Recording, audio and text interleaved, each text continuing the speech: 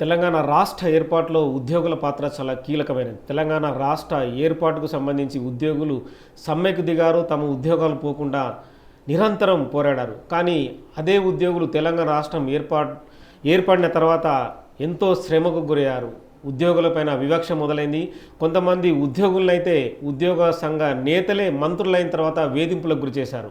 తమ మాట వినకుంటే కేసులు పెట్టారు, ట్రాన్స్ఫర్లు చేయించారు. వాళ్ళపైన కోర్టుల్లో కేసులు పెట్టి మరీ వాళ్ళని ఒక రకమైన వేధింపులకు గురిచేశారు. ప్రస్తుతం ప్రభుత్వం మారింది. 10 ఏళ్ల తర్వాత గత ప్రభుత్వం ఏదైతే అన్యాయాలకు గురిచేసిందో ఆ అన్యాయాలకు సంబంధించి ఎప్పటికప్పుడు బయట కొంతమంది ఇప్పటికీ గలం విప్పుతూనే ఉన్నారు. ఏదైతే ఆ ఉద్యోగంలో చాలా వివక్షకు గురై తనపైన కేసులు పెట్టించుకొని ఒక టీజీఓ సంఘం ఏర్పాటు చేసి దాన్ని వ్యవస్థాపకుడైన ఏలూరు శ్రీనివాసు ప్రస్తుతం టీజీఓ సంఘం వ్యవస్థాపక అధ్యక్షుడిగా గతంలో ఉండే ఇప్పుడు పూర్తిగా ఎన్నిక కాబడ్డారు. తెలంగాణ కాంగ్రెస్ ప్రభుత్వం ఏర్పడిన తర్వాత టీజీఓ ప్రెసిడెంట్గా ఎన్నిక కాబడ్డ ఏలూరు శ్రీనివాసరావు మనతో ఉన్నారు. నమస్కారం అండి. నమస్తే. సో తెలంగాణ రాష్ట్రానికి సంబంధించి మీకు అన్నీ తెలుసు. 2008 నుంచి 14 వరకు మలిదశ ఉద్యమం ఎంత ఉవ్వెత్తున ఎగిసిపడ్డది.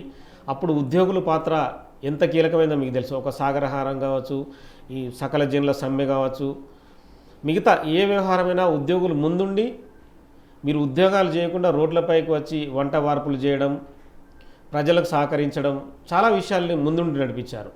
గత 10 ఏళ్ళు ఒక ప్రభుత్వం నడిచింది, అది అయిపోయింది. ప్రస్తుతం కాంగ్రెస్ ప్రభుత్వం ఏర్పడింది. ఎట్లా అనిపిస్తుంది? అంటే రీసెంట్గా మీరు ఎన్నిక కాబడ్డారు. కొత్త ప్రభుత్వం ఏర్పడిన తర్వాత ప్రయారిటీస్ ఎలా ఉన్నాయి? మేము తెలంగాణ ఉద్యోగ సంఘాల నేతలుగా గత 30 సంవత్సరాలుగా ఉద్యోగులకు నాయకులుగా ఉన్నాం. ఉద్యోగుల సమస్యల పట్ల గత ప్రభుత్వాలు అంటే లాస్ట్ ఉన్న 2 టర్ములుగా అంతకుముందున్న కాంగ్రెస్ గవర్నమెంట్ కావచ్చు, టీడీపీ గవర్నమెంట్ కావచ్చు, ఉద్యోగుల సమస్యల పట్ల చాలా యాక్షన్లు చేసాం. అన్నీ కూడా ప్రభుత్వంతో కొట్లాడి సాధించుకున్నాం. ఆ సమయంలో తెలంగాణ యాజిటేషన్లో ఒక 10 సంవత్సరాలు పూర్తిగా తెలంగాణ పేరుతో ఉన్న తెలంగాణ ఉద్యోగ తెలంగాణ ఎన్జిఓస్ కావచ్చు, తెలంగాణ గెజిటెడ్ ఆఫీసర్స్ కావచ్చు, తెలంగాణ 4th క్లాస్ ఎంప్లాయీస్ కావచ్చు, తెలంగాణ డ్రైవర్లు కావచ్చు, అంబరెల్లా ఆర్గనైజేషన్గా ఉండి పూర్తి స్థాయిలో అటు ఉద్యమకారులు సామాజిక ఉద్యమకారులు, జర్నలిస్టులు, కళాకారులు వాళ్ళతో సమానంగా ఉద్యోగం చేస్తూ గవర్నమెంట్ ఉద్యోగాలని కూడా వదిలిపెట్టుకోవడానికి ఉద్యోగాలను పణంగా పెట్టి ఉద్యమాల్లో ఉన్నాం. అది మా తెలంగాణ ప్రజల ఆశయాలు, ఉద్యోగుల ఆశయాలు కొరకు వాటిని సాధించుకోవచ్చు అనే ఒక నమ్మకంతో నెత్తురొడ్డాము, జైలుకి వెళ్ళాము. ఒకటి కాదు, లాఠీ దెబ్బలు తిన్నాం. కానీ వచ్చిన తర్వాత మేము మీరు చెప్పినట్టుగా నీళ్లు నియామకాల విషయాల్లో మాకు డైరెక్ట్గా ఉంటుంది. అవి మేము పొందలేకపోయాం. ప్రమోషన్స్ లేవు.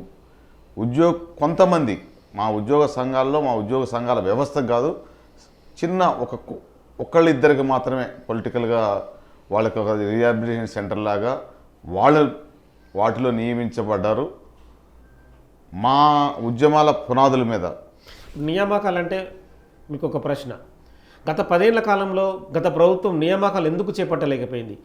నియామకాలు చేపడతామని చెప్పి టీపీఎస్సీని ఏర్పాటు చేసింది. గతంలో ఒక చైర్మన్ కూడా నియమించింది.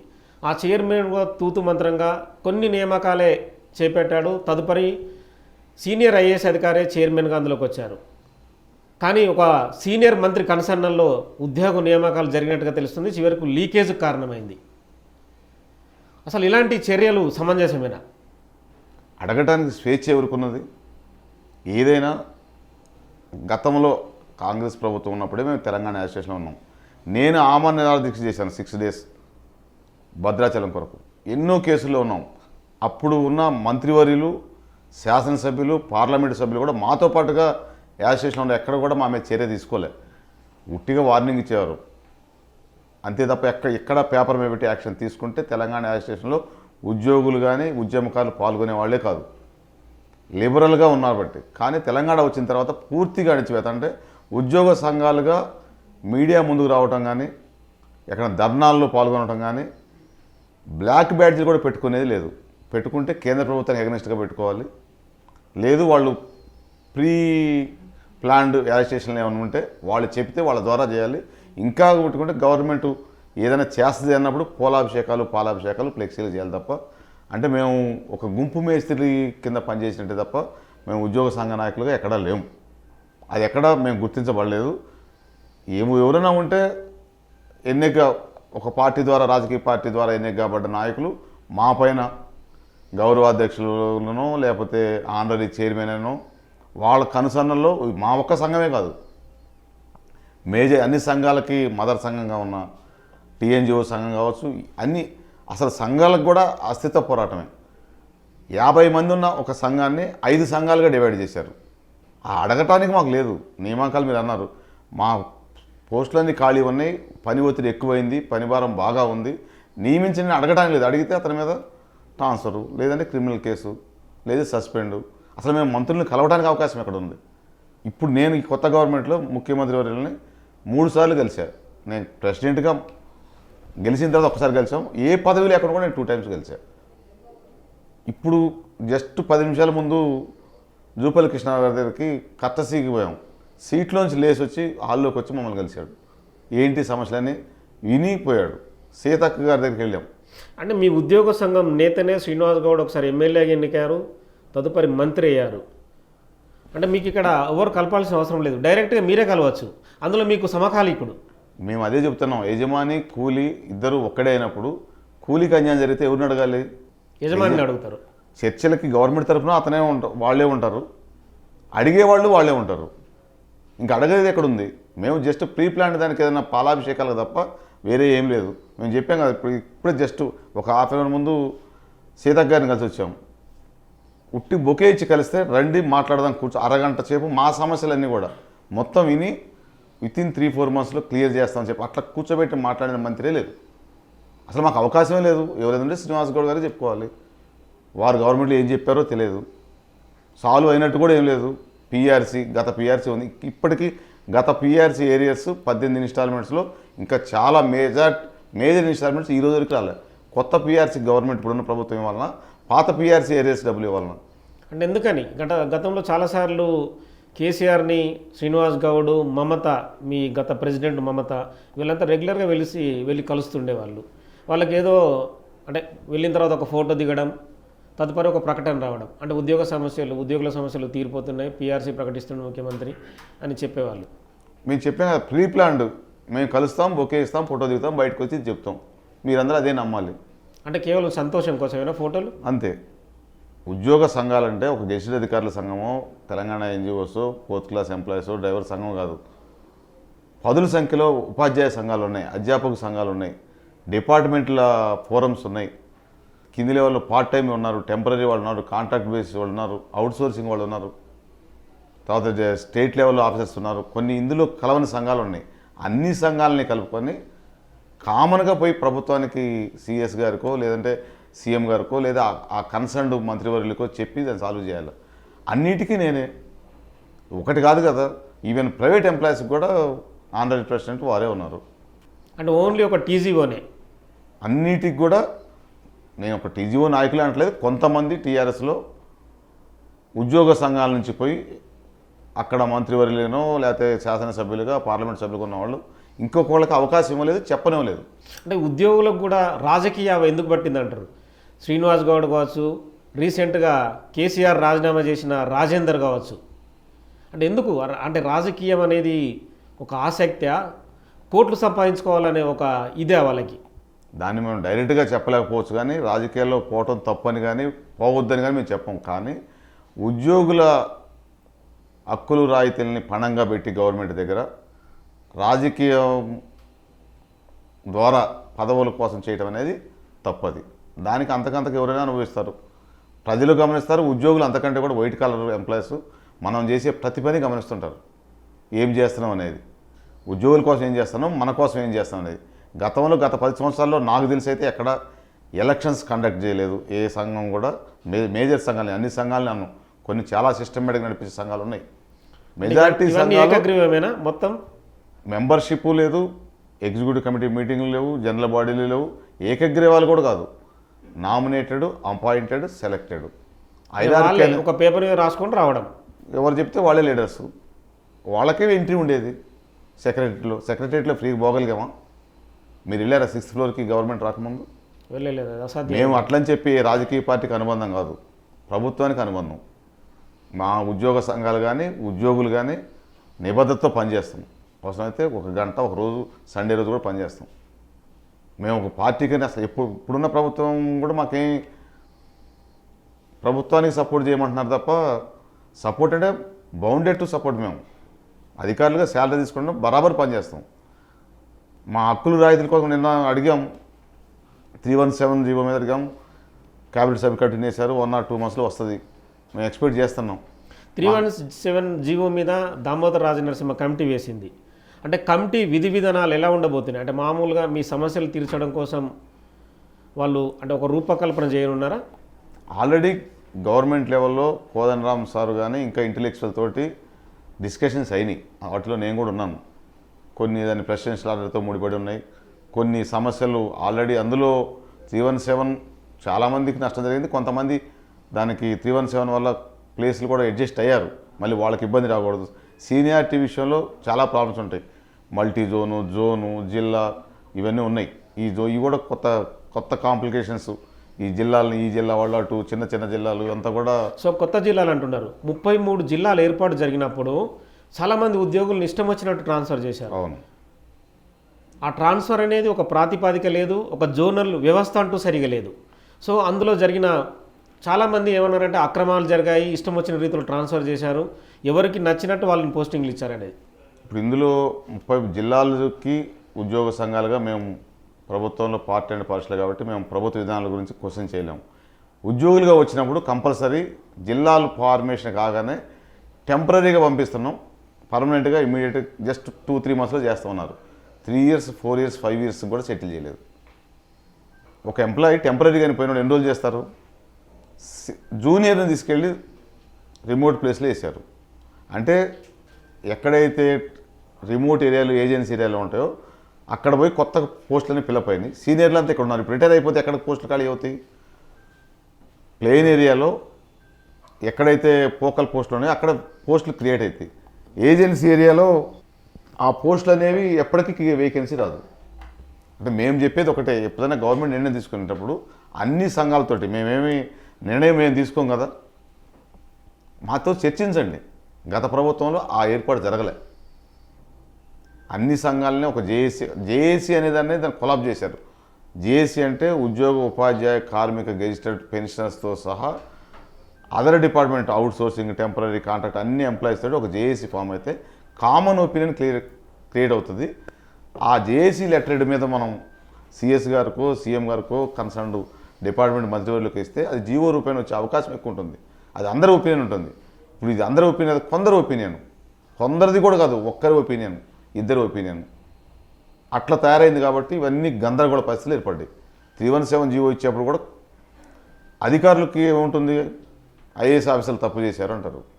ఐఏఎస్ ఆఫీసర్లు ఎప్పుడు తప్పు చేయరు. వాళ్ళకి టైం సఫిషియెంట్గా టైం ఇచ్చినప్పుడు టోటల్ చర్చ సాయంత్రానికి కావాలి, రేపు మార్నింగ్ కావాలంటే వాళ్ళు అరీబరీ చేస్తారు, తప్పులు జరుగుతాయి. కొద్దిగా టైం తీసుకొని చేస్తే ఇప్పుడు బరాబర్గా చేశారు. ఇప్పుడున్న ముఖ్యమంత్రి గారు 317 మీద అడావుడు ఏం చేయలేదు. 3-man committee, cabinet sub committee వేశారు. మంత్రివర్యులు అన్ని సంఘాలను పిలుస్తారు, చర్చిస్తారు, సాధక చూస్తారు. మీకున్న డిమాండ్లు ఏంటి? అందులో ఎవరైతే లోకల్ క్యాడర్ వాళ్ళని తీసుకెళ్ళి, ఇప్పుడు ఎక్కడో నారాయణపేట ఉన్న అతన్ని జూనియర్ మోస్ట్ ఉన్నాడని చెప్పి తీసుకెళ్ళి ఆదిలాబాద్ వేశారు.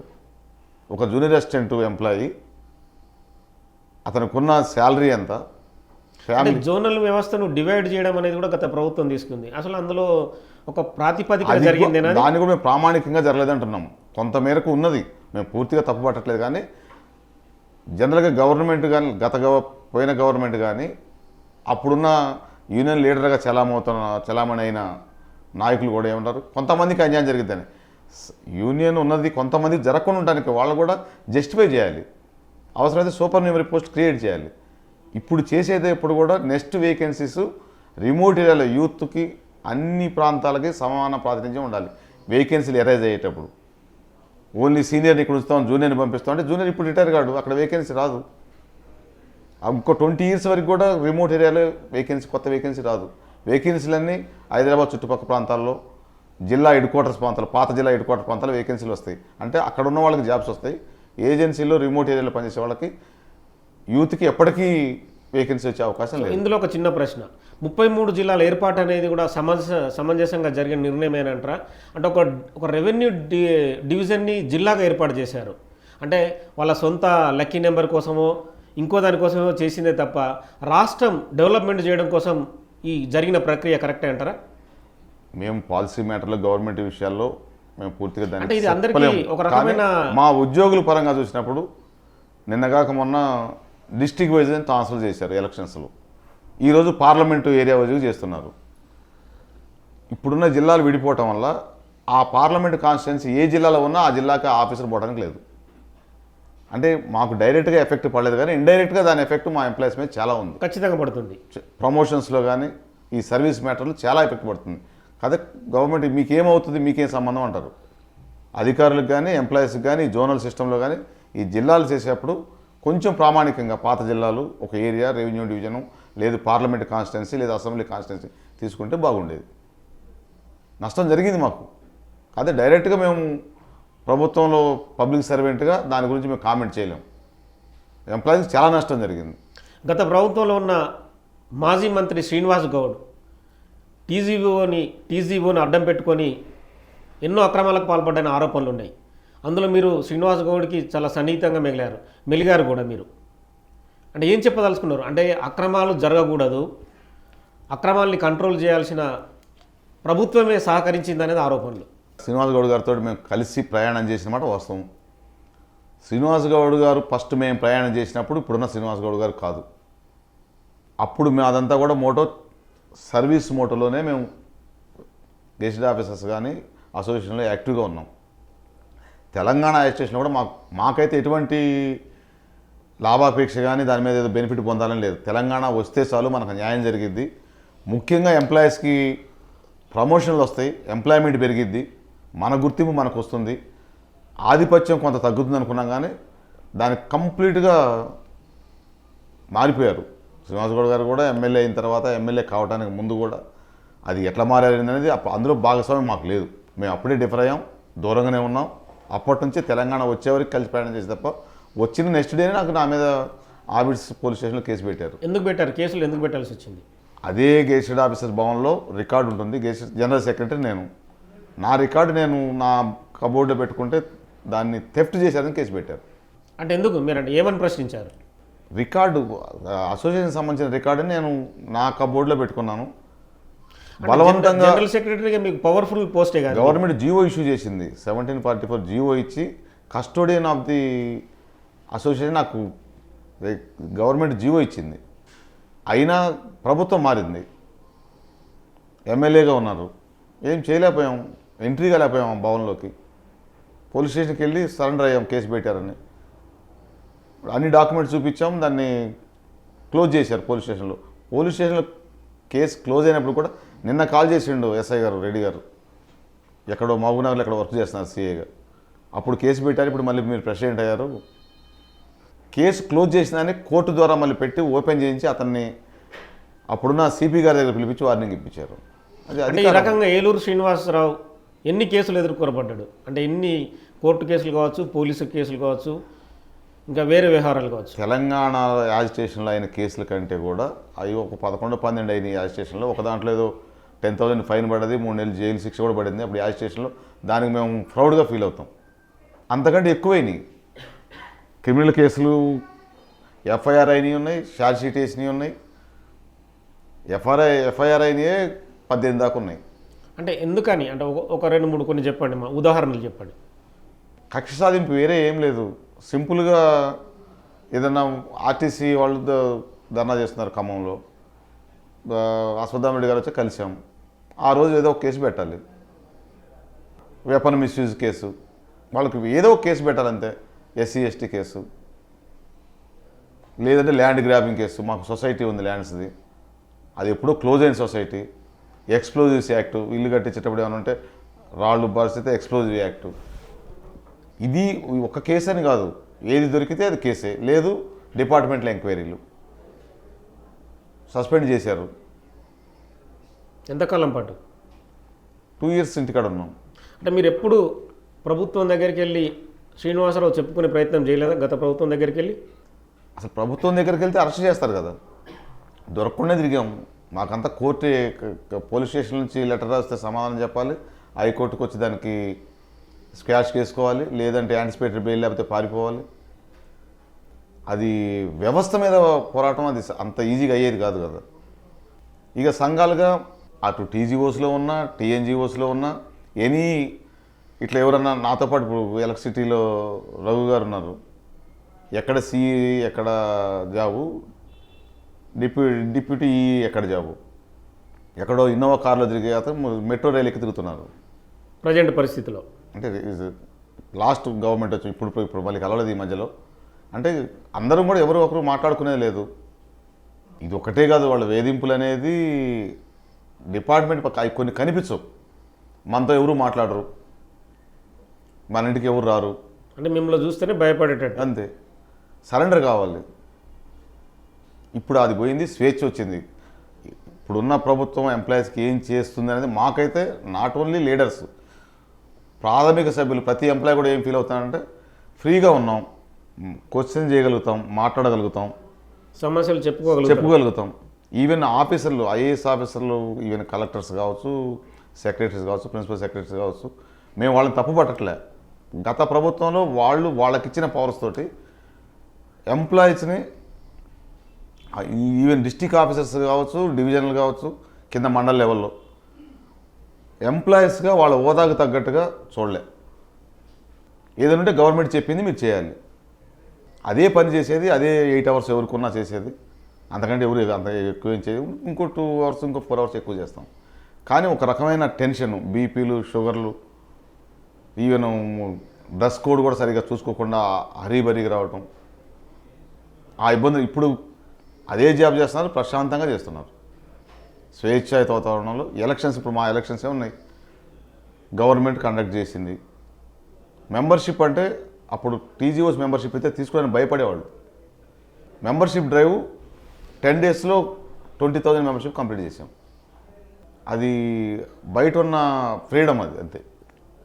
ఇప్పుడు వచ్చిన ఫ్రీడమ్ క్లియర్గా చెప్పొచ్చు మనం, అది ఫ్రీడమ్ అని. నాట్ ఓన్లీ ఇక టీజీఓస్ సంఘం ఎలక్షన్ అయిపోయినాయి, మేము గవర్నమెంట్ సబ్మిట్ చేసుకున్నాం, చిన్న ముఖ్యమంత్రి గారిని కూడా కలిసాం, మాకున్న సమస్యలు కూడా చెప్పాం, 1 by 1 అన్నీ చేస్తామని చెప్పారు.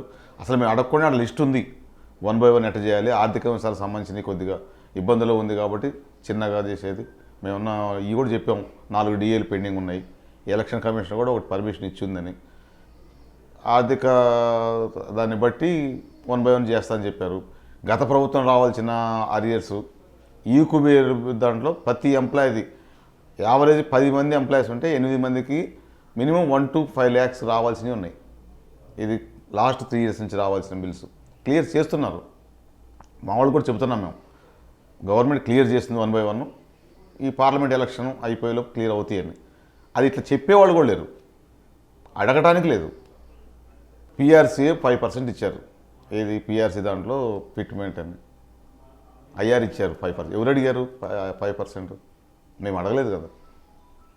ఒక డాక్టర్ దగ్గర, పేషెంట్ డాక్టర్ దగ్గర పోయినప్పుడు ముందు ఆ రోగిని అడగాలి, మీకున్నది ఏంటి, ఏం కావాలి అని. మేమే 5% ఇస్తాను, తీసుకోండి. దానికి మా నాయకులు ఏమంటే పాలాభిషేకాలు, పూలాభిషేకాలు. జరిగిన వ్యవహారాలు ముందు చెబుతారు. ఒక్క డిఏ రిలీజ్ చేయడం కొరకు, డిఏ గురించి నిర్ణయం తీసుకుంటే ఒకసారి పాలాభిషేకం, అది ఫైనాన్స్ డిపార్ట్మెంట్కి వెళ్ళి ఫైల్ పెడితే మళ్ళీ ఒకసారి పాలాభిషేకం. అంటే ఉమ్మడి రాష్ట్రంలో ఈ పాలాభిషేకాలు ఇవన్నీ కూడా ఎప్పుడూ జరగలేదు వాస్తవం చూస్తే. ఎందుకు ఈ సంస్కృతి అనేది వచ్చింది? అంటే ఇట్లా పాలాభిషేకాలు చేయడం, ఎత్తుకోవడం, తదుపరి కిందేసి నెట్టేయడం. మా నాయకులు ప్రభుత్వం దగ్గర పూర్తిగా వాళ్ళ కంట్రోల్లో ఉండి, ఉద్యోగ సంఘాలన్నీ మా కంట్రోల్లో ఉన్నాయి, మేము చెప్పినట్టే ఉంటాయి. కాబట్టి వాళ్ళ పదవులు కాపాడుకోవడం కోసం ఉద్యోగుల్ని, ఉద్యోగ సంఘాలని బలిపశులు చేశారు. ఒకప్పుడు టీఎన్జిఓ సంఘం నిర్మాణం కమ్యూనిస్టు పార్టీల కంటే కూడా స్ట్రాంగ్ ఉండేది, మీరు గమనించే ఉంటారు. అంటే ఒక మెసేజ్ పంపిస్తే కిందికి వాళ్ళది జిల్లా బ్రాంచ్ నుంచి తాలూకా బ్రాంచ్లకు కూడా మెసేజ్ పోతే ఇమీడియట్గా యాక్టివ్ అయ్యాడు. ఒక కన్స్ట్రక్టెడ్ యూనియన్, అది కన్స్ట్రక్టివ్ మోడ్లో ఉండేది.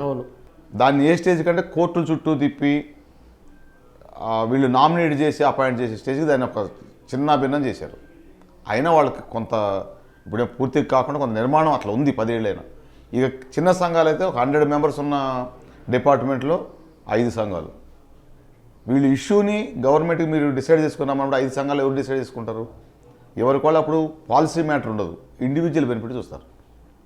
అందులో డైరెక్ట్ రిక్రూట్స్ ఉంటారు, అదే సంఘంలో ప్రమోటర్స్ ఉంటారు, జోన్ 1 వాళ్ళు ఉంటారు, జోన్ 2 వాళ్ళు ఉంటారు. ఇట్లా రకరకాల సమస్యలు ఉంటాయి. అందులో ఫేడర్ కేటగిరీ, రకరకాల ఫేడర్ కేటగిరీస్ వచ్చిన వాళ్ళు ఒక్కో ఫేడర్ కేటగిరీకి ఒక్కో సంఘాన్ని పెట్టి ఈవెన్ మీకు కూడా తెలిసిందే, జర్నలిస్టులు ఎన్ని సంఘాలు పెట్టారో, కళాకారులు ఎన్ని సంఘాలు పెట్టారో, ఉద్యమ సంఘాలకు ఎన్ని అయినాయో పూర్తిగా విడదీసి ఈ జిల్లాలో కనుక జిల్లా నాయకత్వం 33 జిల్లాలు 35 జిల్లాలు చేసుకుంటే ఏమవుతుంది?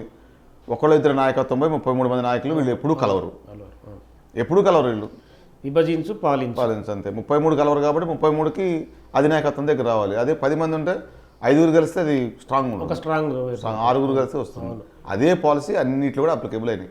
అది మరి గత ప్రభుత్వంలో అధినాయకత్వం తెలిసిందో, మా నాయకులు అంతవరకు వాళ్ళు కట్టారో తెలియదు, కానీ పూర్తిగా ఉద్యోగ సంఘాలకు వాయిస్ గొంతుకైతే పూర్తిగా నొక్కివేయబడ్డది.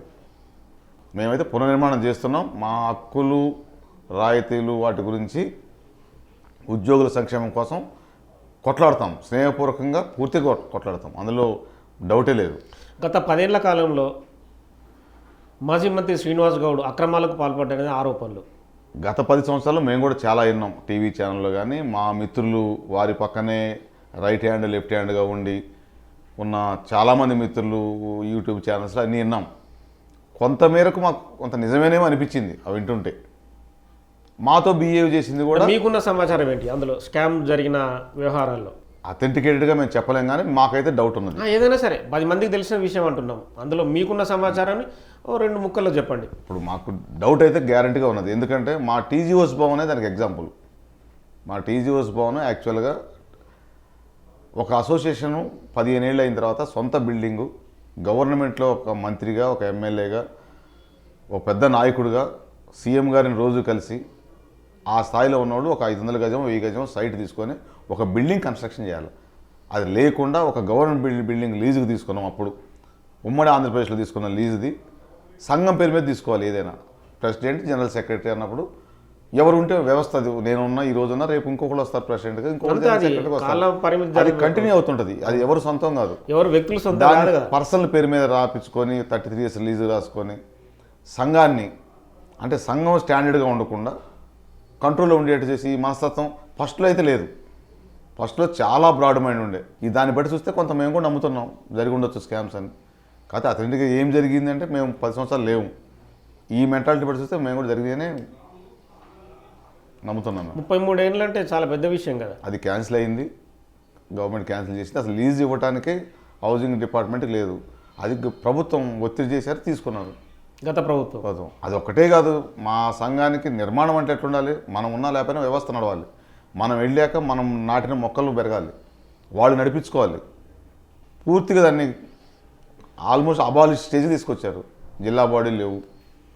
ఇంకా కొంత మా సభ్యులు జిల్లాలో ఉన్న నాయకత్వం వాళ్ళకి అథెంటికేటెడ్గా కమిటీ లేకపోయినా కొంత సైట్లు తీసుకున్నారు, కొంత బిల్డింగ్లు కట్టించి, అంటే అదేదో బిల్డింగ్ ఎవరి property, government property. Any association building కానీ గెస్ట్ హౌస్ కానీ గవర్నమెంట్దే, వ్యవస్థ నడుస్తుంటుంది. జస్ట్ ఫెసిలిటేట్ చేయడానికి మనకు వస్తుంది. అవును, గవర్నమెంట్ బిల్డింగ్, కానీ అది కూడా క్రియేట్ చేయలేకపోయారు. అందుకే వ్యక్తి స్వార్థం ఉన్నట్టు అందులో బరాబరుగా నేను ఉంటే సంఘం, నేను లేకపోతే సంఘం లేదు అనేది కాదు కదా, ఇది ఒక ప్రభుత్వ వ్యవస్థ కదా. ఆ ఆలోచన ఉంది కాబట్టి ఇందులో కొంత స్కామ్ జరిగింది అంటారు. డౌట్ పట్టాను మాకు, మా మెంబర్లు పడంటే మేము కూడా డౌట్ పడుతున్నాం. ఇప్పుడు అవన్నీ సరి చేయడానికి ప్రయత్నం చేస్తాం, గ్యారంటీగా చేస్తాం అవన్నీ. ఇంకా తప్పదు, అంటే మీరు టీజీయూగా ప్రెసిడెంట్గా ఎన్నికయ్యారు కాబట్టి ఖచ్చితంగా మీరు గతంలో జరిగిన అక్రమాలు కావచ్చు, ఒక వ్యవస్థ నిర్మాణం చేయడంలో కావచ్చు, మీరు ఖచ్చితంగా ప్రభుత్వం దృష్టికి తీసుకెళ్లాల్సిందే. ఆల్రెడీ చాలా వరకు తీసుకెళ్ళాం.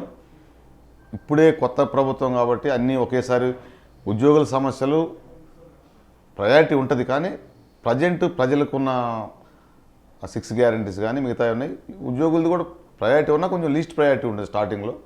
తర్వాత పార్లమెంట్ ఎలక్షన్ తర్వాత మేము కూడా పూర్తిగా అన్ని సమస్యలు ప్రభుత్వం దృష్టికి తీసుకెళ్తాం. మిగతా సంఘాలను అన్నింటినీ కూడా బలోపేతం చేస్తాం. మాతో పాటు ఉన్న సంఘాలు మేము ఏది చేయాలనుకున్నామో మా సోదర సంఘాలన్నింటినీ ఒక జేఏసీగా ఫామ్ అవుతాం. ఉద్యోగులు, ఉపాధ్యాయులు, కార్మికులు, గెజిట్ అధికారులు, out sourcing, temporary, pensioners, senior citizens, ఇట్లా చాలా ఉన్నాయి. అన్నిటినీ తెలంగాణ అడ్మినిస్ట్రేషన్లో ఎట్లయితే అన్ని ఉద్యోగ సంఘాలు ఏకతాటిపై వచ్చి పోరాడినాయో మళ్ళీ ఉద్యోగ సంఘాలుగా అందరినీ ఏకతాటిపై తీసుకొస్తాం. సో మీరు ఇందాక అన్నారు ఈ పెన్షన్ ఈ మిగతా వ్యవహారాలని చెప్పారుగా, అందులో కూడా స్కామ్ జరిగింది, కోట్ల రూపాయల చేతులు మారాయని కూడా ఆరోపణలు. అంటే ఉద్యోగ సంఘ నేతలుగా ఉన్న గతంలో వాళ్ళు మీకు వచ్చే బెనిఫిట్స్ విషయంలో మిగతా వ్యవహారాల్లో కూడా కొంత చాలా వ్యక్తిగత వ్యవహారాలు ప్రభుత్వంతో నడిపి వాళ్ళు లాభం పొందారనేది ఆరోపణ.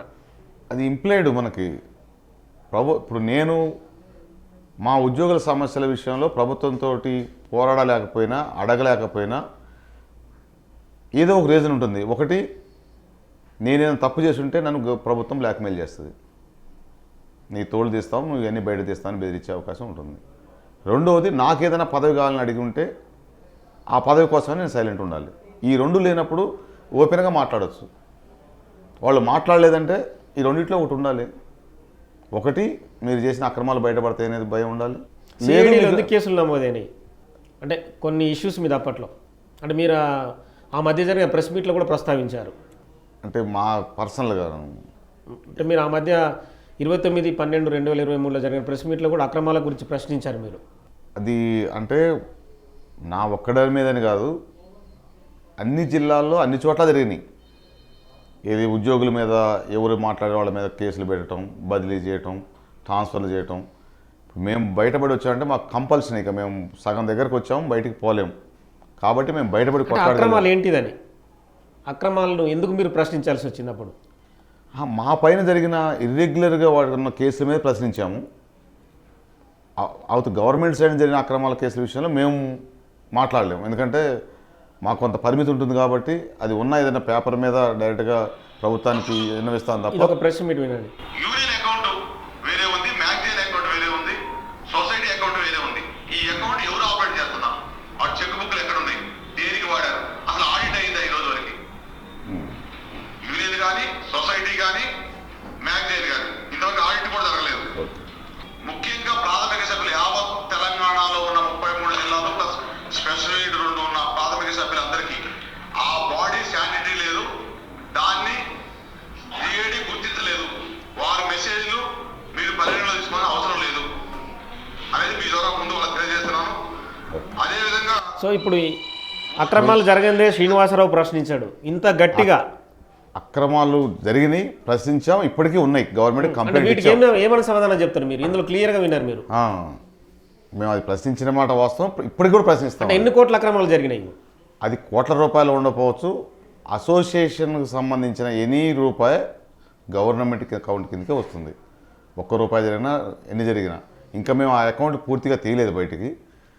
యూనియన్కి ఒక అకౌంట్ ఉంటుంది. అసోసియేషన్కి సంబంధించిన ఎటువంటి ఫండ్స్ వచ్చినా, మెంబర్షిప్ కలెక్ట్ చేసినా ఆ అకౌంట్లో వేసిన తర్వాత మాత్రమే ఓచర్ ప్రకారం డ్రా చేసి ఖర్చు పెట్టాలి. ఈ 10 yearsలో మెంబర్షిప్ డ్రైవ్ మేము కాలేదు అన్నాం, అయింది అన్నారు. అప్పుడు అయితే అమౌంట్ ఎక్కడికి వెళ్ళింది? అదే వాటిని గట్టిగా ప్రశ్నిస్తారు. 30,000 మంది పైచిలకు 35,000 మంది ఉన్న మెంబర్షిప్ ఉన్నప్పుడు ఆ అమౌంట్ ఎక్కడికి వెళ్ళింది? సరే, ఖర్చు పెట్టే ప్రొవిజన్ ఉంది మనకి, అసలు బ్యాంక్ అకౌంట్ ఫర్ ఎందుకు చేయలేదు? ఏదైనా సరే రికార్డ్ రాయాల్సింది, రికార్డ్ రాయాలి కదా. బ్యాంక్ అకౌంట్ ఫర్ చేయాలి, ఆడిట్కి ఇవ్వాలి. అందులో ప్రెసిడెంట్, జనరల్ సెక్రటరీ, మిగతా సభ్యుల సంతకాలు ఉండాల్సిందే. ఎగ్జిక్యూటివ్ కమిటీ అప్రూవల్ ఉండాలి. అవును, దాన్ని జనరల్ బాడీ కూడా అప్రూవ్ చేయాలి ఇయర్లీ వన్స్. అవన్నీ ఏది చేయలేదు అనే కంప్లైంట్ చేశాం. దాంతోపాటుగా ఆఫీస్ బిల్డింగ్ ఇది కూడా చెప్పాం. ఇప్పుడు మీకు అందులో చెప్పింది బరాబర్ కరెక్ట్. అది ఆఫీస్ బిల్డింగ్ కూడా అసలు లీజ్ ఎవరి పేరు మీద ఉంది, వీటన్నిటి మీద జిఐడికి కంప్లైంట్ చేశాం. జిఐడి కూడా ఎక్స్ప్లెనేషన్ అడిగింది. పాత కంపెనీ అడిగిన పేదపనే ఎవరైతే యాక్టివ్గా ఉండే మేజర్ అనుకునే వాళ్ళు 2-3 అసలు పూర్తిగా సైలెంట్ అయిపోయారు. మాకు సంబంధం లేదనే కాడికి వచ్చారు. సంబంధం ఉన్న వాళ్ళు కూడా మేము ప్రభుత్వం ఒత్తిడితోటి అప్పుడున్న నాయకులకు భయపడి తప్పనిసరిగా చేసినని చెప్పి జిఐడికి రాతపూర్వకంగా ఇచ్చారు. మేము మెంబర్షిపే కలెక్ట్ చేయలేదు, చేసినవాడు కూడా ఆడిట్ చేయలేదు, రెక్టిఫై చేసుకుంటాం. మేమైతే చేయలేని పరిస్థితి ఉంది. ఒత్తిడి ఉంది మాకు ప్రభుత్వం నుంచి.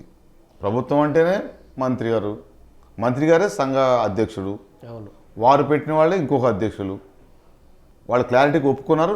ఈ ఇచ్చిన దాని మీదే జిఐడిలో ఇచ్చిన లెటర్ దాని మీదే జిఐడి సెక్రటరీ గారు వాళ్ళకి ఎక్స్ప్లెనేషన్ అడిగి ఎక్స్ప్లెనేషన్ తీసుకున్న పిదపనే మాకు మెంబర్షిప్ డ్రైవ్కి పర్మిషన్ ఇచ్చారు.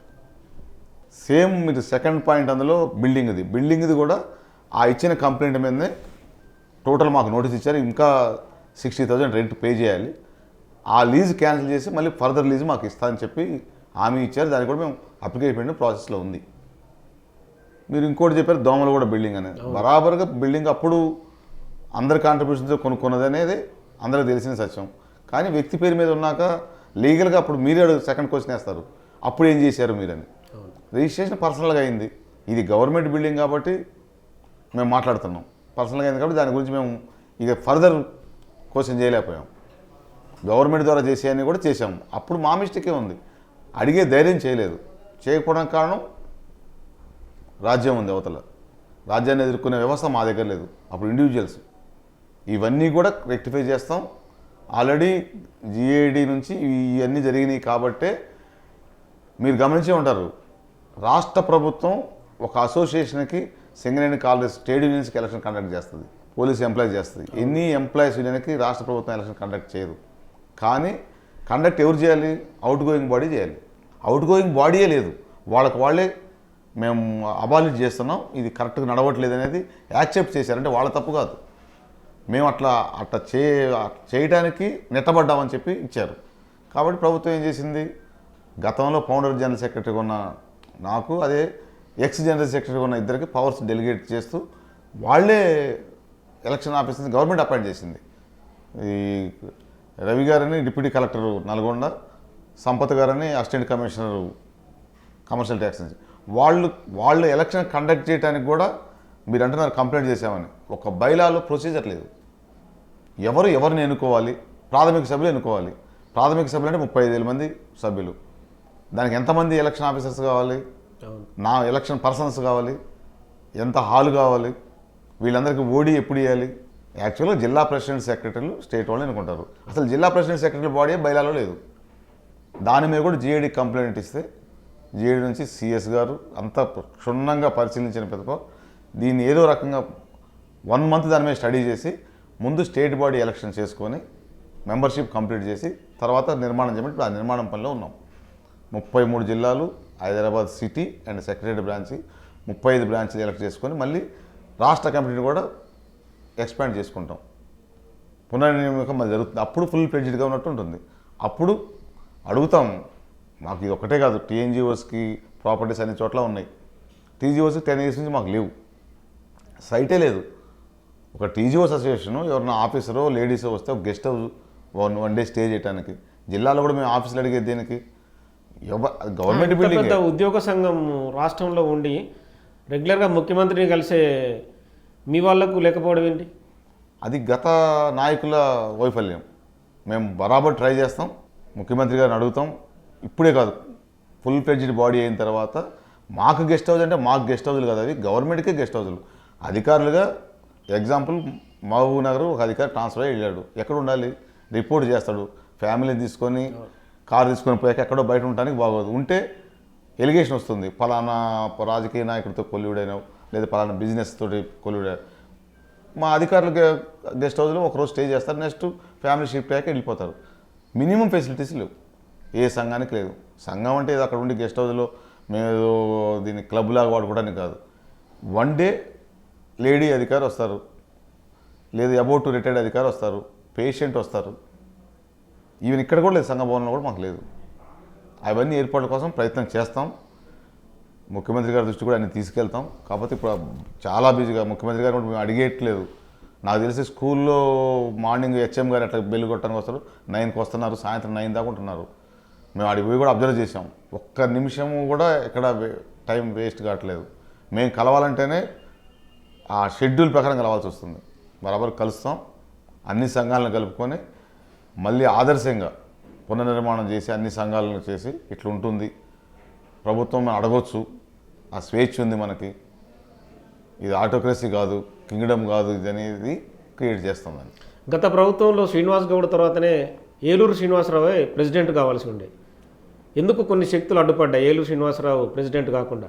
ఇక దానికి డైరెక్ట్గా చెప్పాలంటే సాంప్రదాయం, ప్రెసిడెంట్ తర్వాత జనరల్ సెక్రటరీ కావడం అనేది రూల్ కాదు, జనరల్గా సాంప్రదాయం. ప్రెసిడెంట్ రిటైర్ అయితేనో, లేదు వాలంటీర్ రిటైర్మెంట్ పెట్టుకుంటేనో, ట్రాన్స్ఫర్ అయితేనో, లేదు ఇంకేటైనా ఎలివేట్ అయ్యి బయటకు వెళ్తేనో జనరల్ సెక్రటరీ ప్రెసిడెంట్ అవుతుంది. ఎందుకంటే ఎక్స్పీరియన్స్ ఉంటుంది, పక్కన స్థాపించినప్పుడు ఫౌండర్గా ఆ ప్రెసిడెంట్, నేను జనరల్ సెక్రటరీ. అప్పుడు చాలా మంచిగా ఉన్నాడు ఉద్యోగుల పక్షాన. అందులో మేము బరాబర్ ఒప్పుకుంటాం, కొట్లాడటానికి దేనికైనా సిద్ధంగా ఇద్దరం పోయాం. తర్వాత మారిపోయాడు. ఎవరు మారిపోయారు? శ్రీనివాస్ గౌడ్ గారు. ఫస్ట్ ఉద్యోగులు ఎంత పెద్ద ఆఫీసర్ అయినా, ఎట్లాంటి పొలిటికల్ లీడర్లు అయినా, చిన్న ఎంప్లాయీకి ఒక జిల్లా నుంచి ఫోన్ వస్తే ఇమ్మీడియట్ రెస్పాండ్ అయ్యి వెళ్ళేటోళ్ళు. తెలంగాణ అసోసియేషన్ అయిపోయి పొలిటికల్గా అయినా పోవాలనుకున్నప్పుడు పూర్తిగా చేంజ్ అయ్యాడు. డబ్బా పవర్ ఏం మార్పు రావడానికి కారణం ఏంటి? పవరు, మనీ, వాటితోటి నన్ను రానియకుండా చేయడానికి కారణం శ్రీనివాస్ గౌడ్ గారితో ఈక్వల్గా తిరిగాం. అది నన్ను అక్కడ ఎలివేట్ కాదు. ఏదో భయపడితేనే కదా ఏదో జరుగుతుంది. అంటే కేసీఆర్ కుటుంబానికి అడుగులకు మడుగులు వత్తడమా? అది అనుకోవట్లేదు. నేనైతే పొలిటికల్గా అట్లా పోయి చేసే స్వభావం నాకు లేదు. నాకు కొంచెం ఆత్మగౌరవం ఉంది కాబట్టి అంత అట్టని చెప్పి వాళ్ళు పోయారని కూడా నేను అన్నాను. ముఖ్యమంత్రి గారికి, గవర్నమెంట్కి వంగే ఉండాలి సబార్డినేట్లు. వాళ్ళు అనుకూలంగా ఉన్న వాళ్ళు పెట్టుకుంటే వాళ్ళ కన్సర్న్లో ఉంటుంది. ఇంకా దీన్ని అడ్డం పెట్టుకొని ఇప్పుడు నేను ఒక్కడిని ప్రెసిడెంట్ అయితే టీజీఓస్గా ఆయన కంట్రోల్ ఉన్నా, ఆయన మాకు గౌరవంగా ఉన్నా పూర్తిగా ఇన్వాల్వ్ కానీయం. నా సమస్య లేదు, నువ్వు ప్రభుత్వంలో ఉన్నావు, మాకు పంచాయతీ నీతోటి, నువ్వే మాలో ఉంటే మేము ఎవరిని అడగాలి. దీన్నితో అడ్డం పెట్టుకొని టీజీఓస్ని కూడా క్యాప్చర్ చేశారు, టీఎన్జిఓస్ని. దాంతోపాటు అన్ని సంఘాలు కంట్రోల్ అయిపోయినాయి. ఇక అసలు ఎవరికి ప్రశ్నించే హక్కు లేకుండా పోయింది. స్వేచ్ఛ లేదు. ఏదున్నా శ్రీనివాస్ గౌడ్ సార్ని అడగాలి. ఆయన అడిగితేనే ముఖ్యమంత్రి గారి దగ్గరికి పోతారు. వారి ద్వారానే ఏదైనా కావాలి. వాళ్ళని డార్క్లో పెట్టి ఎంప్లాయీస్ అందరూ కూడా ఎగనెస్ట్ అయ్యారు గవర్నమెంట్కి. ఓకే, ఇంకోటి తెలంగాణ ప్రభుత్వం ఒక పంక్చువాలిటీని మెయింటైన్ చేయాలనుకుంటుంది. అంటే సెక్రటరియట్లో కావచ్చు, మిగతా జిల్లాలకు సంబంధించిన ఎంప్లాయీస్ కావచ్చు, ఒక టైమింగ్ ప్రకారం ఉద్యోగంలోకి రావాలి, టైమింగ్ ప్రకారం వెళ్ళాలనేది ఒక ఆలోచన. అది మంచి విధానమే, అంటే ప్రజలకు కూడా మేలు చేసే విధానమే. అంటే వాటిని ఉద్యోగులు ఎలా రిసీవ్ చేసుకోవచ్చు? ఇప్పుడు మీరు చూడండి, సెక్రటరీకి సీఎం గారు 9-10కి వస్తున్నారు కదా. గతంలో సెక్రటరీకి బయోమెట్రిక్ అనేది 10:30కి అందరూ వస్తున్నారు. ఈవెన్ సిఎస్ గారు కూడా ఎవ్రీ డే ఉంటున్నారు. ఎంప్లాయీస్కి ఎవరికి కూడా 10:30 to 5 చేయడానికి అభ్యంతరం లేదు. బయోమెట్రిక్ కూడా మాకు అబ్జెక్షన్ ఏం లేదు. కానీ మరి బయోమెట్రిక్ పెట్టినప్పుడు 10:30కి వచ్చి 5కి వెళ్ళిపోవాలి కదా. 8 దాకా పనిచేయటం, 9 దాకా పనిచేయడం కూడా అవసరం లేదు కదా. సండే రావాల్సిన అవసరం లేదు కదా. బయోమెట్రిక్ ఉండాలి. అంటే దాన్ని స్ట్రిక్ట్గా ఇంప్లిమెంట్ చేసి, కొంతమంది జిల్లా కలెక్టర్లు బయోమెట్రిక్ లేదు, శాలరీస్ ఆపమని డిటిఓలకి నోటు పంపారు. దానికి ఒక ప్రొసీజర్ ఉంటుంది. నువ్వు బయోమెట్రిక్ ఇంప్లిమెంట్ కానప్పుడు నువ్వు 8కే వచ్చినావు, డైరెక్ట్గా పనిలోకి పోయినావు, నైట్ 9 దాకా ఉంటున్నావు, అప్పుడు బయోమెట్రిక్ పెట్టడానికి లేదు కదా. ఆదివారం బయట పెట్టడానికి లేదు కదా. అవును. అంటే ఆర్డర్ అండ్ పాస్ట్ రూల్ కాకుండా బయోమెట్రిక్ ఉండాలి. అట్లని దానితోటే శాలరీ ఇస్తామంటే ఇబ్బంది అవుతుంది. ఓకే, అంటే కొంచెం బ్యాలెన్సింగ్గా పనిచేయించాలి. బ్యాలెన్సింగ్ ఇప్పుడు ఇంతకుముందు కూడా కాంగ్రెస్ ప్రభుత్వంలో చేశారు. ఇంత ఒత్తిడి ఉందా లేదా? ప్రభుత్వం ఏదైనా సరే స్వేచ్ఛగా పని చేయించుకోవాలనేది ఉండాలి. పని ఇప్పుడు చేయడానికి సిద్ధంగా ఉన్నాం. ఎంప్లాయీస్ కూడా సిద్ధంగా ఉన్నారు. కొంతమంది అధికారులు బయోమెట్రిక్ ఉంటేనే, అధికారి ఆఫీస్కి వచ్చి కరెక్ట్గా ఉన్నప్పుడు అందరూ ఉంటారు. అధికారి అంటే ఆయన ఆఫీస్కు చేరుకుంటే మిగతా వాళ్ళంతా కామన్గా వస్తారు, అంతా ఉంటారు. అధికారులుగా మేము చెబుతున్నాం, అవును, మేము వస్తాం, పనిచేయడానికి సిద్ధం, దానికి ఎక్స్ట్రా పనిచేయడానికి కూడా సిద్ధమే. కానీ ఇది ఒకటి పెట్టి కొంతమంది అధికారుల జిల్లాలో దీని ద్వారా ప్రభుత్వాన్ని చెడ్డ పేరు తేవాలని చూస్తున్నారు. బయోమెట్రిక్ వాళ్ళే పని చేస్తున్నట్టుగా మిగతా వాళ్ళు చేయనట్టుగా చూపించడం. దాని బయోమెట్రిక్ ఎగనెస్ట్ కాదు, కానీ అది ఉంటేనే అంటే అది కొంచెం ఇబ్బందికరంగా ఉంటుంది. స్కూల్ పిల్లలకి విషయాలు మీరు ప్రభుత్వం దృష్టికి తీసుకెళ్తాం, గ్యారంటీ తీసుకెళ్తాం. ఇప్పుడు ఇష్టపడి చేయాలి, కష్టపడి కాకుండా. కష్టపడి చేయొద్దు, ఇష్టపడి చేయాలి, బలవంతంగా కాదు. ఇప్పుడు ఎంప్లాయీస్ రెడీగా ఉన్నారు చేయడానికి. అది ఎవరి వరకు. ఇంకొకరు కూడా వ్యవస్థ గత ప్రభుత్వంలో ఎట్లా అయిందంటే, అధికారులు వాళ్ళ పని వాళ్ళని చేయనీయలేదు, ఉద్యోగులు కూడా చేయనీయలేదు. ఎవరైనా లెజిస్లేటివ్ సైడ్ నుంచి మంత్రి గారు, ఎమ్మెల్యే గారు, చైర్మన్ గారు వాళ్ళు చెబితే చేయాలా, లేకుండా చేయొద్దు. గవర్నమెంట్ ఇంప్లిమెంట్ చేయాల్సిన జీవోలు, ఆర్డర్స్ను కూడా వాళ్ళకు అనుకూలంగా చేయాలి.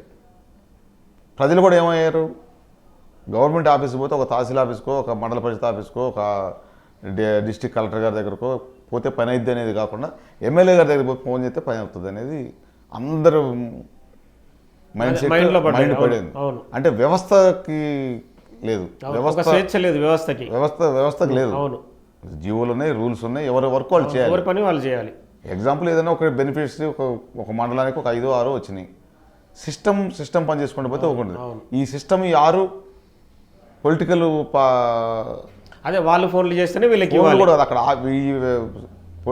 ఎంప్లాయీస్ని అక్కడికి పిలిచి రికమెండేషన్ అక్కడ ఉన్న రెసిడెన్స్లో సెలెక్ట్ చేసి పంపించడం వల్ల కూర్చోబెట్టి. అవును, ఈ ఎంప్లాయీస్ అనేవాళ్ళు ప్రజలు ఏమనుకుంటున్నారు, ఓహో వీళ్ళది ఏమీ లేదు, అక్కడ చెప్తేనే అయిద్దంటే అక్కడ పోవటం మొదలుపెట్టారు. అవును, ఎమ్మెల్యే దగ్గరికి వెళ్ళడమే మొదలుపెట్టారు. నాట్ ఓన్లీ ఎమ్మెల్యే, అక్కడ ఎవరైతే లీడింగ్ ఉన్నారో ఎంపీ గారు కావచ్చు, ఎమ్మెల్యే గారు ఎవరైనా సరే కావచ్చు, అధికార పార్టీకి సంబంధించిన నేత. చైర్మన్ గారు కావచ్చు, అధికార పార్టీ నేత, లేదంటే షాడో ఉన్నవాళ్ళు కానీ అది మంచి సంస్కృతి కాదు కదా. కాదు. అది గత ప్రభుత్వంలో ఉంది. అట్లనే ఆ ప్రజలు సెక్రటరియట్కు చెప్పుకోవడానికి కూడా ఇబ్బందిగా ఉండే. ఇప్పుడు సెక్రటరియట్కి వచ్చి ఫ్రీగా చెప్పుకుంటున్నారు. ఇప్పుడు మీరు సెక్రటరియట్ పోయి చూడండి, ఫ్రీగా మంత్రి గారి దగ్గర పోతారు, అందరూ పోతారు. కానీ ఆ ప్రజలకి అది కూడా తెలియాలి, సిస్టమ్ పనిచేస్తుంది కింద. అప్పుడు ఇక్కడ ప్రజల తగ్గిపోతుంది. ఇంకా ప్రజల మైండ్ సెట్ కూడా మారలే. మంత్రి గారు చెప్తేనో, ఎమ్మెల్యే గారు చెప్తేనో, ఎంపీ గారు చెప్తేనో వద్దనుకుంటున్నారు. కానీ క్యాస్ట్ సర్టిఫికేట్ కావాలా, అవును, అది ఒక ఎంఆర్ఓ ఇష్యూ చేయాలి. ఇచ్చేస్తారు. ఇంటి పర్మిషన్ కావాలి, పంచాయతీ సెక్రటరీ ఇస్తారు. పంచాయతీ సెక్రటరీ అది కూడా వచ్చి ఎమ్మెల్యే గారు చెప్పించుకునే అవసరం లేదు. అవును, వీళ్ళకి కూడా కొంత ఫ్రీడమ్ ఇవ్వాలి. నాకు తెలిసి మన ముఖ్యమంత్రి గారికి అన్నీ తెలుసు, గ్రౌండ్లు కింద భూమిలో నుంచి వచ్చిన అది. కాబట్టి అవన్నీ అవుతాయి. ఇప్పటికే చాలా అయినా మార్పు వచ్చింది, ఇంకా అవుద్దని కోరుకుంటున్నాం మేము. కొత్త నియామకాలకు సంబంధించి అంటే ప్రభుత్వానికి ఉద్యోగ సంఘాల తరపున మీరు ఏమన్నా సలహాలు ఇవ్వదలుచుకున్నారా? ఇప్పటికీ కొన్ని పోస్టులు ప్రకటించారు, ఫర్దర్గా కూడా చాలా ఖాళీలు ఉన్నాయి. తెలంగాణ రాష్ట్రంలో చాలా డిపార్ట్మెంట్స్లో చాలా ఖాళీలు కనిపిస్తున్నాయి. కొత్త రిక్రూట్మెంట్ చేయకపోతే వ్యవస్థలో గ్యాప్ వస్తుంది. ఎప్పుడు కూడా చైన్ సిస్టమ్ ఇది. 60 years గ్రూపు కొంతమంది ఉంటే ఆఫీసులో 50, 40, 30, 25 ఈ గ్రూప్ కంటిన్యూటీ ఉండాలి. ఏజ్ గ్రూప్ అంటే వ్యవస్థ మనం పాత వర్క్ నేర్పుకుంటూ వెళ్తాం. సేమ్ అదేవిధంగా డైరెక్ట్ రిక్రూటర్స్ కూడా ప్రమోటివ్స్ మెంటాలిటీ వేరే ఉంటుంది. డైరెక్ట్ రిక్రూటర్స్ది కొంచెం ఫైర్ ఎక్కువ ఉంటుంది. కొద్దిగా ప్రైవేటైజేషన్ అనేది ఎక్కువ మాట వినిపిస్తుంది. మేము ప్రైవేటైజేషన్ దాని గురించి పెద్దగా డిస్కస్ చేయం. కానీ రిక్రూట్మెంట్ మాత్రం జరగాల్సింది, కంపల్సరీ జరిగితేనే, లేకుంటే కొన్ని రోజులు పోయిన తర్వాత వ్యవస్థ పూర్తి కట్ అయిపోతుంది. సిస్టమ్ తెలియదు కూడా. డైరెక్ట్ రిక్రూటివ్ ఎంప్లాయీస్ అనేవి లేకపోతే అంతా ప్రమోటివ్స్, కంపల్సరీ అపాయింట్మెంట్ వీళ్ళు ఉండాలి. ప్రమోషన్ బరాబర్ ఆ కోటా ప్రకారం ఇవ్వాలి. ఒక ఎంప్లాయీ 5 ఏళ్ళు చేసిన తర్వాత ఫ్రస్ట్రేషన్కి వస్తాడు, నెక్స్ట్ ప్రమోషన్ ఇవ్వాలి. ఆ తర్వాత మళ్ళీ సీటు మారాలి, చేంజ్ ఉంటేనే చేయగలుగుతాడు. కొన్ని డిపార్ట్మెంట్ 20 years, 25 years, కొంతమంది రిటైర్మెంట్ దగ్గర కూడా ప్రమోషన్స్ లేవు. వీళ్ళకి తోడు కొత్త రక్తం, యూత్ డైరెక్ట్ రిక్రూటర్స్ కొంత ఏదో చేయాలనే ఉత్సుకత ఉంటుంది. అదే వీటన్నిటిని మీరు గవర్నమెంట్కి అంటే వాళ్ళు దఫాలుగా చెప్పే అవకాశం ఉందా అంటున్నా? గ్యారంటీగా చెప్తాం. మేము మా ఉద్యోగ సంఘాలుగా ఉద్యోగుల సదస్సులే పెడదాం అనుకుంటున్నాం. మాకు గైడ్గా కోదండరామ్ సార్ని కలుస్తున్నాం, అద్దంకి దయాకర్ గారు కానీ ఇంకా మేధావులు, అదే మిగతా ఇంటలెక్చువల్స్ వాళ్ళ సలహాలు తీసుకొని ఇప్పుడు 317 మీద చాలా డిస్కషన్స్ అయినాయి. మా ఎంప్లాయీస్ కొంతమంది తెలియదు, కొంత బయట కూడా తెలియకపోవచ్చు. కానీ సీఎం గారు మనకు తెలియకుండానే వర్క్ చాలా నడుస్తుంది దాని మీద. క్యాబినెట్ సబ్ కమిటీ మొన్న మేము కలిసిన రోజు వచ్చింది. కానీ అంతకుముందు నేను పార్టిసిపేట్ అయ్యా ఒక 2 నడుస్తున్నాయి అవన్నీ కూడా అండర్ గ్రౌండ్ వరకు. ఇప్పుడున్న సిస్టమ్ ప్రకారం నడుచుకుంటూ పోతే మాకు తెలిసి 1 year లోపు ఆల్మోస్ట్ వాళ్ళు సమస్య సెటిల్ అయ్యే అవకాశం ఉంది. రిక్రూట్మెంట్స్ కూడా చాలా ఫాస్ట్గా ఉన్నాయి. కొన్ని గత గవర్నమెంట్లో మేము ఇచ్చిన రిక్రూట్మెంట్ చేసింది ఇప్పుడు మేము వేసినవంటే కాదు కదా, అప్పుడు ఇవ్వలేకపోయారు కదా. అవును, ఇవ్వలేకపోయారు. ఇప్పుడు వచ్చింది ఇచ్చిన వాళ్ళదే అంతే కదా. ఇప్పుడు ఇవ్వగలిగారు కదా, అదే నోటిఫికేషన్ క్యాన్సిల్ చేసి మళ్ళీ ఇవ్వచ్చు. కానీ గవర్నమెంట్ ఏమంటే చేయగలిగింది, అపాయింట్మెంట్ ఆర్డర్స్ పిలిచి చేతికి ముఖ్యమంత్రి గారి చేతుల మీద కూడా ఇచ్చారు. రిక్రూట్మెంట్స్ కంపల్సరీ జరగాల్సిందే. ఉద్యోగులు అంటేనే ప్రభుత్వానికి ఒక వెన్నెముక. కానీ ఆ వెన్నెముకనే విరిచేటట్టుగా గత ప్రభుత్వం ప్రయత్నించింది.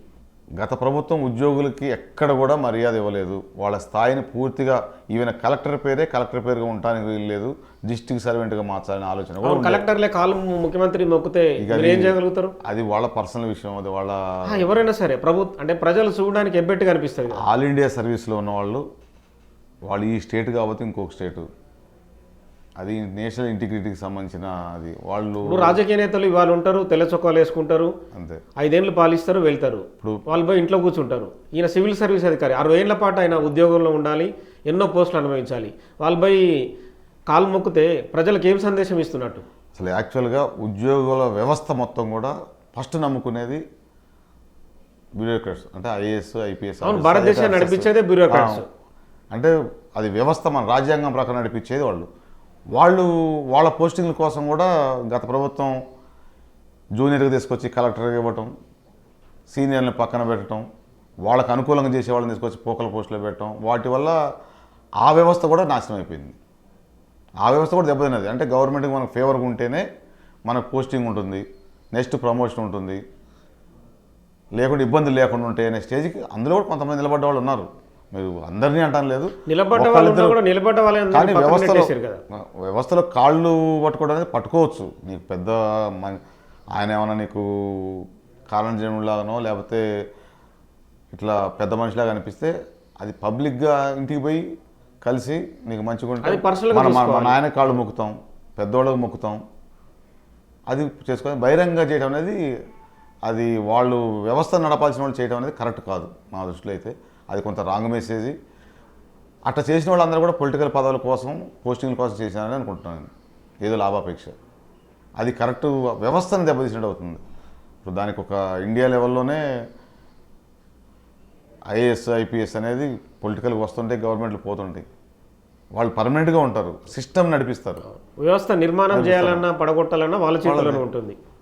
ఇప్పుడు ఎవరు చేసినా సైన్ చేసేది ఎవరు? ముఖ్యమంత్రిగా నిర్ణయం తీసుకున్నా చీఫ్ సెక్రటరీ. ఏ జీవో ఇష్యూ చేయాలన్నా ఏదైనా ఆర్డర్ చేయాలన్నా కూడా వాళ్ళ సంతకం పెట్టాలి. వాళ్ళు కూడా దిగజాలంటే ఎవరు చెప్పాలి?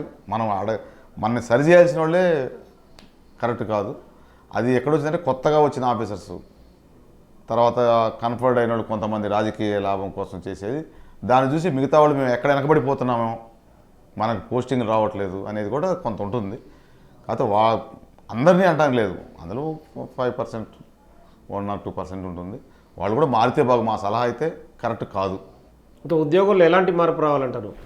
ప్రభుత్వం మారింది, ఇక పాతయి వాళ్ళు అట్లా వీళ్ళు ఇట్లా అనకంటే కూడా మన సమస్యలు పరిష్కరించడానికి ప్రభుత్వం సిద్ధంగా ఉంది. మన పని మనం చేస్తూ ప్రభుత్వం సైడ్ నుంచి, ముఖ్యమంత్రి గారి సైడ్ నుంచి కూడా ఒకటే మెసేజ్, డైరెక్ట్గా మాకు చెప్పకపోయినా మీ అస్తిత్వం మీరు కాపాడుకోండి. మీకు ప్రజల్లో గత ప్రభుత్వంలో మీ విలువను తగ్గించారు, మేనిఫెస్టోలో పెట్టారు మెయిన్ సమస్యలన్నీ, మేము అవన్నీ చూస్తాం. ఇవి మీకు చెప్పాం కదా, ఈ పాదాభివందనాలు, పాలాభిషేకాలు, వీటికంటే కూడా వర్క్ సిన్సియర్గా పనిచేసి ప్రజల దృష్టిలో ఉద్యోగులు ఒక గౌరవం వచ్చినప్పుడు ప్రభుత్వం కూడా భయపడుతుంది. అది వచ్చేట్టుగా పనిచేయాలి.